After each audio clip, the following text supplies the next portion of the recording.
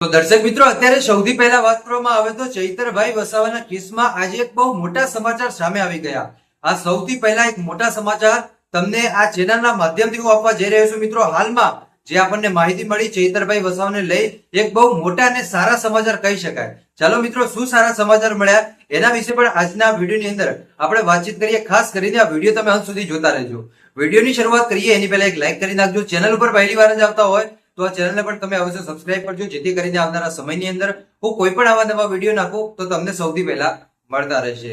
દર્શક મિત્રો, ચૈતરભાઈ વસાવા કે જેમને સેશન્સ કોર્ટે એ 7 વર્ષની સજા ફટકારી હતી, પરંતુ એની પહેલા ચૈતરભાઈ વસાવાએ એવું પણ કીધું હતું કે મારી સાથે જેટલા ખેડૂતો મારા પત્ની જેલમાં બેઠા છે એમને તમે ગમે એમ કરીને બહાર મૂકો ને પછી હું આવીશ. અત્યારે જેલની અંદર ટોટલ 3 લોકો છે ભાઈ. જે બીજા લોકો હતા એમને જામીન મળી ગયા, પણ અત્યારે ખેડૂત અને એની સાથે સાથે ચૈતરભાઈ વસાવા પણ ત્યાં બેઠા છે ભાઈ. હવે ચૈતરભાઈ વસાવાને પણ 7 વર્ષની સજા ફટકારી નાખી, પરંતુ એમના વકીલ સાહેબ નું જે આપણને સમાચાર મળ્યા કે વકીલ સાહેબે જે કીધું કે ચૈતરભાઈ વસાવાને જામીન મળે એ માટે એમની અરજી તો કરવાની છે, પણ એની સાથે સાથે જે સજા ફટકારી 7 વર્ષની એ સજા ઘટે એ માટે અરજી કરવામાં આવશે અને ત્યારબાદ એની સુનાવણી પણ થશે. એટલે કે ચૈતરભાઈ વસાવાની જે 7 વર્ષની સજા ફટકારવામાં આવી એ 7 વર્ષમાંથી એમની સજા 2 વર્ષ ઘટી જાય, 3 વર્ષ ઘટે, 4 વર્ષ કે 5 વર્ષ ઘટે. એ સજા ઘટાડવા માટે એમના વકીલો અત્યારે કોશિશ કરી રહ્યા છે ભાઈ.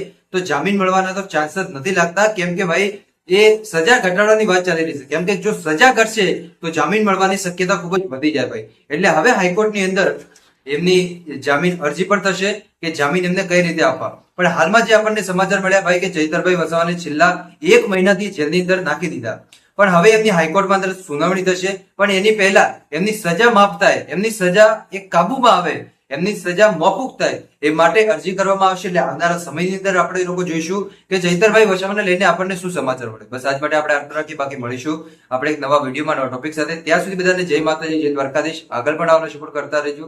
ધન્યવાદ.